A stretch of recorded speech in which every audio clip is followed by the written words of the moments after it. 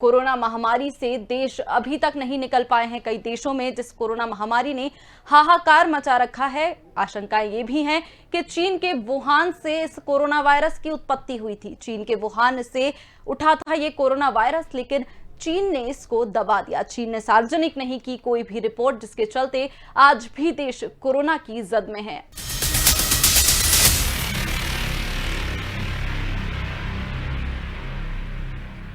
हम जैसे कई देश जो है अभी तक इस बीमारी से जूझ रहे हैं, तो इसकी क्या कुछ कारण इसके सामने निकल कर आते हैं? क्योंकि जिस तरह से देखा जाए कि लगातार अभी तक भारत को भी पिछली साल ये वायरस भारत में आया था और आज तक हम इस बीमारी से जूझ रहे हैं। ये जानवरों के ही बायोलॉजिकल वेपन से बनाया गया है, तो कोई नई चीज नहीं है।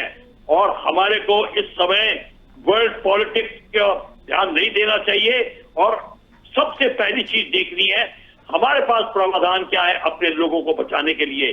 पर डेफिनेटली उनको ये पता था कि ये वायरस क्या है और इस वायरस से क्या प्रॉब्लम हो रही है और इससे कैसे प्रोटेक्ट किया है। सबसे पहली वैक्सीन चाइना में ही डेवलप हुई। इसके माने कि उनकी तैयारी चल रही थी कि अगर ये इन्फेक्शन होता है कहीं से लोगों को हमारे, तो हम उन्हें कैसे प्रोटेक्ट करें। उसके बाद उन्होंने अपने आप पीपीईज और इन सब का भी जो है मैन्युफैक्चरिंग बहुत कर रखी। और जब कुछ सब कहीं पूरे विश्व में ये सब चीजों की कमी थी, तो सब जगह चाइना ने अपना सप्लाई करना शुरू कर दिया। शहर वुहान से जिसकी शुरुआत हुई थी, वहां के लोग जो है तख्तियां लेकर एयरपोर्ट के बाहर खड़े हुए थे जिसमें लिखा था कि हम इंसान हैं, वायरस नहीं।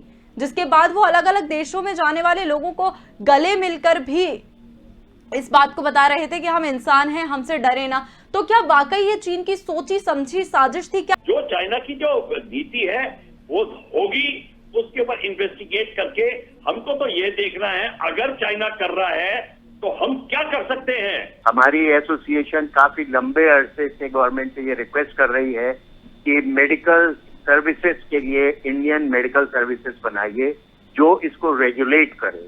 एक एक्सपर्ट मेडिकल पर्सन अगर सर्विसेज को रेगुलेट करेगा तो डेफिनेटली इसमें बहुत बेहतरी होगी। अब हमें लोकल जो राजनीति है उससे उठकर सबको एक साथ आने की जरूरत है, सबको। और वाकई ये जो समय है ये एक दूसरे पर आरोप प्रत्यारोप का नहीं है, इस समय देश को बचाना पहले है। तो ऐसे में जब हम बात करते हैं तीसरी वेव की, बच्चों के लिए भी खतरनाक है। हम बार बार कह रहे हैं कि बच्चों के लिए भी खतरनाक ये वेव हो सकती है, ऐसी आशंकाएं भी जताई जा रही हैं। तो ऐसे में डॉक्टर्स क्या सलाह दे रहे हैं? वायरस का जो स्प्रेड है वो बहुत तेजी से हो रहा है चारों तरफ, और ये वायरस इतनी तेजी से फैल रहा है कि जैसे ही थर्ड वेव की तैयारी होगी उसमें जो तबका हमारा अभी तक बीमारी से नहीं जूझा है उसका नंबर लग जाएगा, यानी कि बच्चे हैं। और हमारे पास सबसे बड़ी जो परेशानी की बात है कि बच्चों के लिए अभी वैक्सीन भी नहीं आ पाई। जी बिल्कुल, उसका टेस्टिंग चल रहा है। फाइजर का अमेरिका में शायद आने वाली होगी, मिल जाएगी, पर वो भी 12 से 16 साल के बीच में। हमारे पास तो 12 से नीचे भी हैं। सारी की सारी medical capability of the nation, from manpower to equipment to logistics to communication system to radio system, anything has to be under one authority.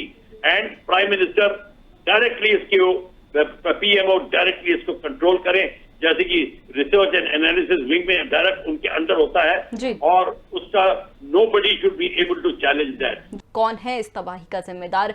कई आशंकाएं, कई अटकलें लगाई जा रही हैं, लेकिन सवाल जस का तस बना हुआ है। फिलहाल इस पेशकश में इतना ही। देखते रहिए स्वदेश न्यूज। नमस्कार।